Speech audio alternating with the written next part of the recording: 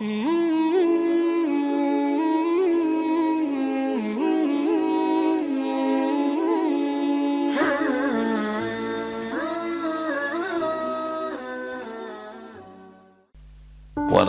nasarukumullahu bi Badr, dan sungguh kami telah Allah membantu kamu, memenangkan kamu di dalam perang Badar, wa antum adillah, sedangkan kamu dalam keadaan merasa tidak berdaya.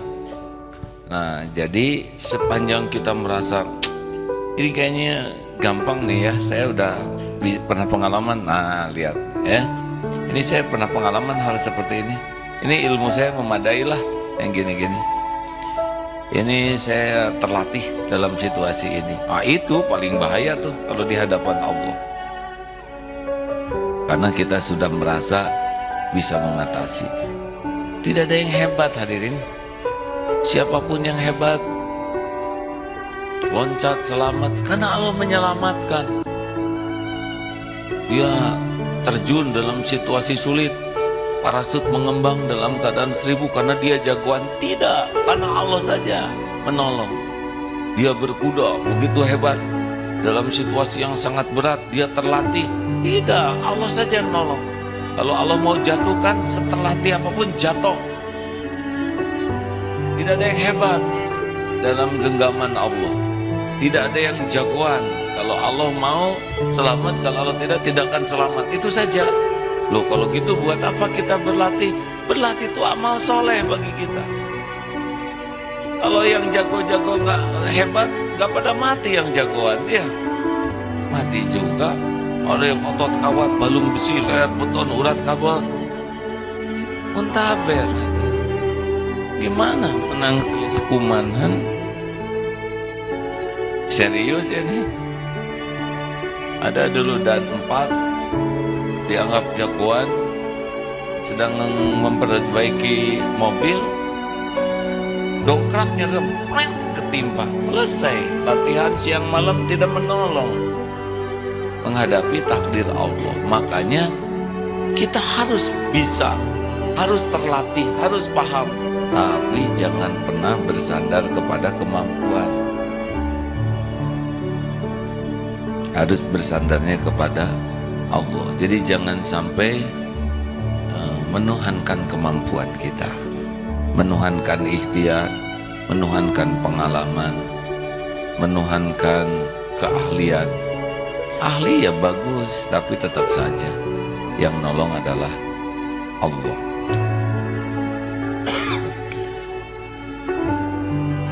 Innamas shadaqatu lil fuqara. Sesungguhnya sedekah pemberian itu hanya untuk yang benar-benar fakir miskin. At-Taubah ayat 60. Innamas shadaqatu lil fuqara. Jadi makin kita merasa tidak punya, tadi kan satu dalam keadaan terpaksa, tidak ada lagi. Yang kedua, tidak berdaya. Yang ketiga adalah tidak punya. Jadi udah aja belum tidak ada di jagat ini yang punya apa-apa selain hanya Allah. Kita tidak boleh mengakui ini rumah saya, harta saya, aset saya. Secara duniawi memang begitu, tetapi di hati tidak boleh. Karena sangat mudah bagi Allah menitipkan dan sangat mudah bagi Allah mengambil. Jadi sebetulnya tidak ada orang kaya yang asli, tidak ada. Yang ada hamba aja seperti kita-kita. Hanya dibagi-bagi beda-beda. Apakah karena pintar kemudian jadi kaya? Enggak juga, hadirin. Kalau yang pintar kaya, atau siapa yang pintar kan? Orang pintar itu ya.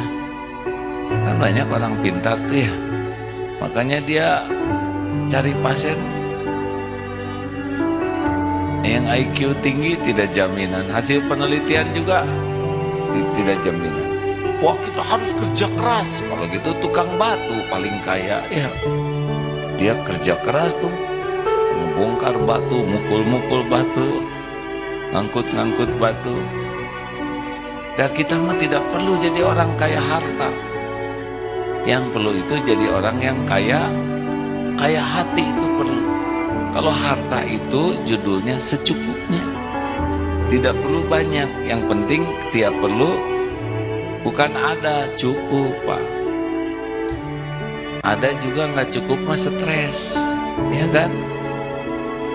Uang ada, perlu 3 juta, yang ada 2.000.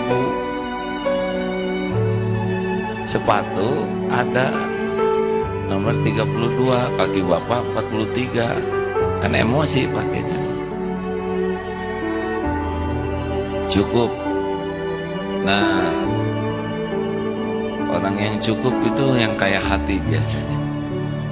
Nah, kita harus merasa mulai sekarang tidak ada pemilik dari semua kekayaan selain hanya Allah. Tidak ada yang membagikan kekayaan selain Allah. Kita ini tidak punya apa-apa. Allah yang menitipkan, Allah yang menahan, Allah yang mengambil. Kita harus selalu merasa tidak punya di hadapan Allah. Karena memang tidak punya apa-apa. Bahkan tubuh ini juga bukan milik kita. Maaf, Bapak santri baru ya? Kan? Program apa Pak? PMK 45. Maaf ya, dulu Bapak remaja ya? Betul? Kenapa jadi tua? Jawab. Kan? Karena tubuh ini bukan milik kita. Tidak bisa ditahan. Walaupun Bapak pakai seragam SMP, saya kira tidak ada yang percaya. Ya, benar. Makanya kalau lihat tubuh jadi tua harus senang. Karena tidak senang juga tetap tua. Bu, ini banyak tamu nih. Ibu, jangan takut jadi tua ya. Tahu kenapa Bu? Karena sudah jadi ya. Tidak usah capek-capek lihat foto waktu SMA ya. Sudah beda zaman. Karena dulu dipakai seragam SMA lucu. Sekarang ibu pakai lagi, insya Allah lebih lucu.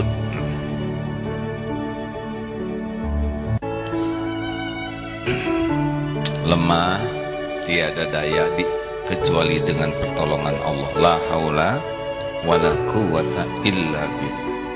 Bahkan hadirin ya, la haula wala quwata illa billah itu bukan hanya daya, tidak ada yang menolong tanpa pertolongan Allah, tapi kita mau beramal juga tidak bisa tuh tanpa pertolongan Allah.